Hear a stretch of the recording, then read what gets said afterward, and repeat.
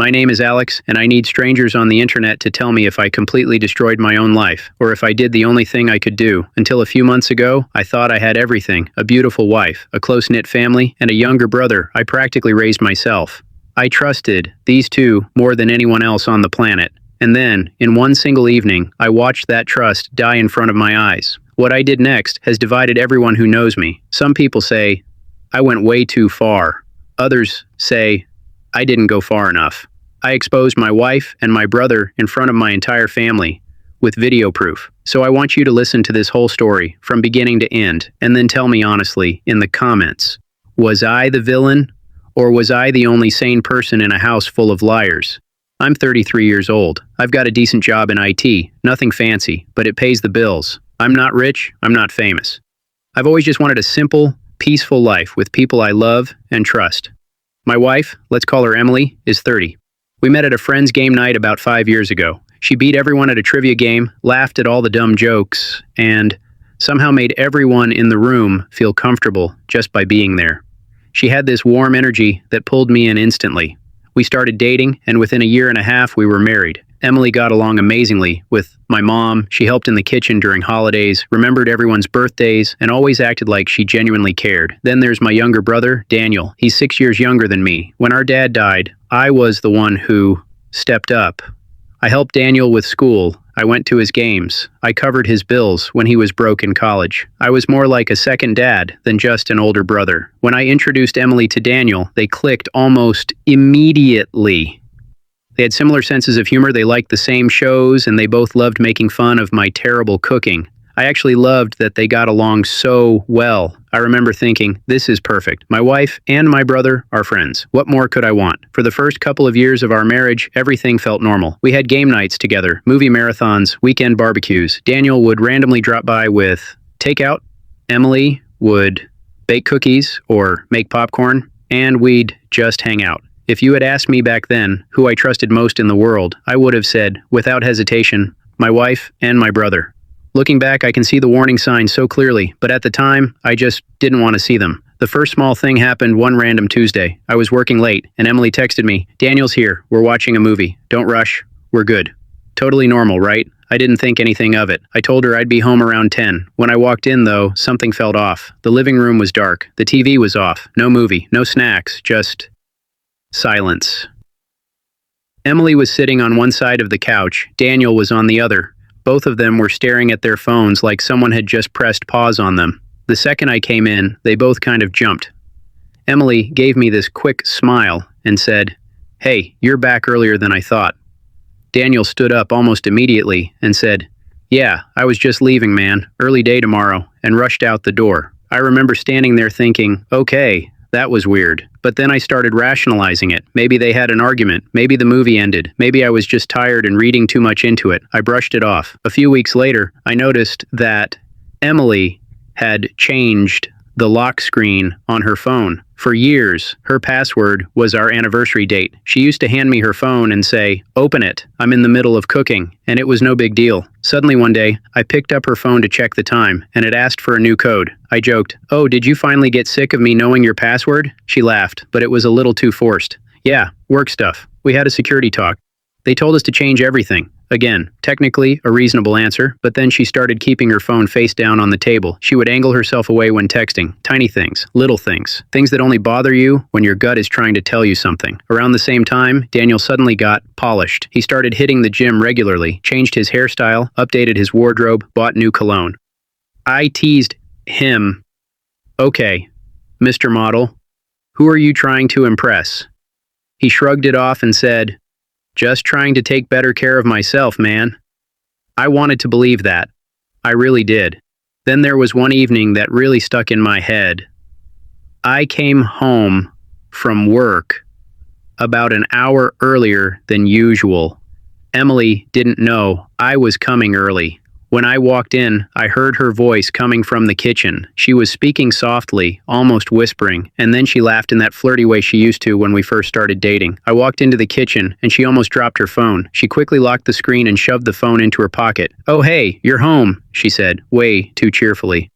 I was just, listening to a voice note from a friend. I asked, which friend? She said a name I didn't recognize, some coworker from marketing. Okay, maybe that was true, or maybe it wasn't.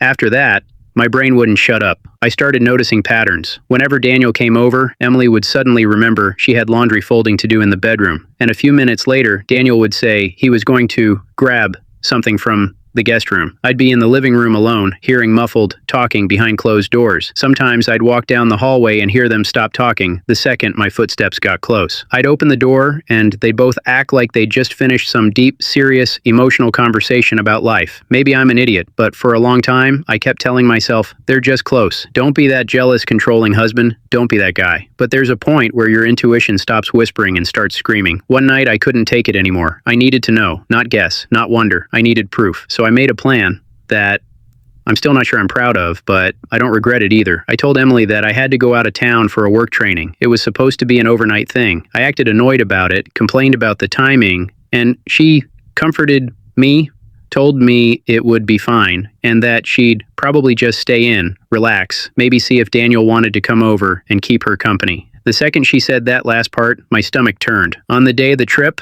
I packed a small bag, kissed her goodbye, and drove off. But I didn't leave town. I parked a few streets away where she couldn't see my car and walked back on foot, cutting through side streets and alleys. There's a small alley behind our house where you can see our bedroom window and part of the living room if the curtains are even slightly open. I stood there, feeling like a criminal, my heart pounding so hard I thought it would echo. An hour later, Daniel's car pulled up. He walked in like he owned the place. No hesitation.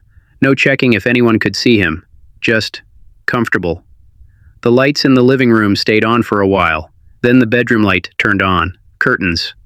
Not fully closed.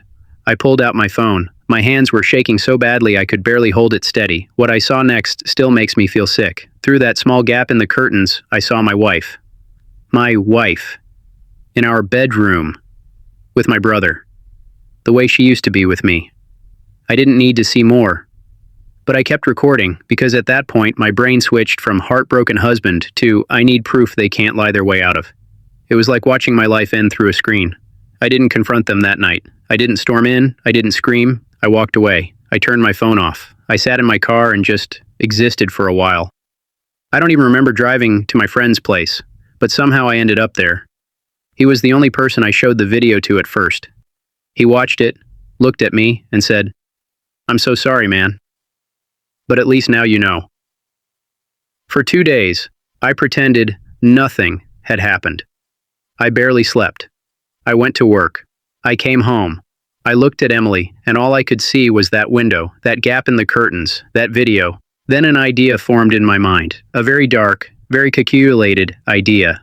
Our parents' wedding anniversary was coming up that weekend. My mom had been talking about it for weeks. We were all supposed to go over to their house for dinner, celebrate, share old stories, maybe play some family videos. Every year, I'm the one who usually hooks up my phone or laptop to the TV to play photos or videos. This year, I decided to add one more video to the playlist. The night of the anniversary, everyone was there. My mom, my aunt, a couple of cousins, Emily sitting next to me, Daniel sitting on the other side of the room pretending everything was normal. We ate dinner, we laughed, we cut a cake. Then my mom said, "Alex, do you have those photos from Dad's old camera?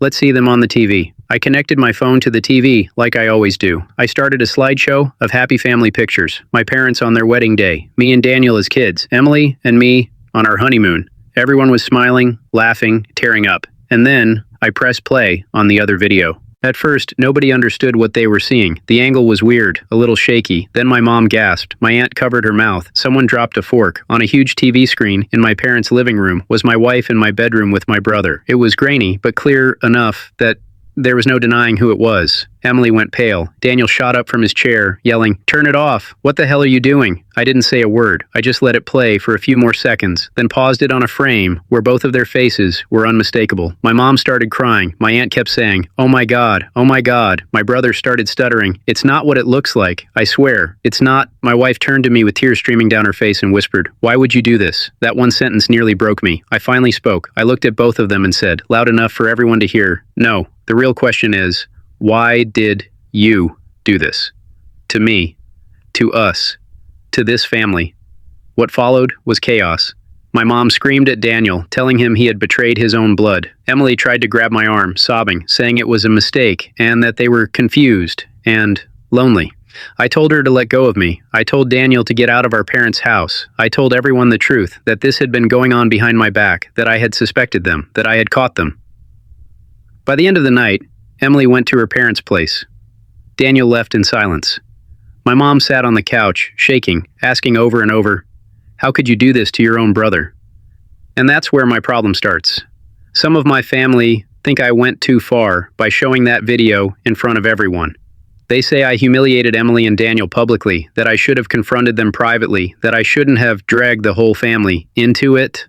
Others say they got exactly what they deserved. They say cheaters should be exposed, and that if I had confronted them alone, they might have lied, twisted the story, or somehow made me look crazy. Now I'm separated from my wife, and I barely speak to my brother. My family is split down the middle. Some support me. Some avoid me because the whole thing makes them uncomfortable. So I'm asking you, did I go too far by exposing them at a family event? Should I have handled it privately, behind closed doors? Would you have done the same thing in my place, or would you have walked away quietly? Let me know in the comments what you honestly think. Am I the bad guy here? Or was this the only way to show everyone who they really are?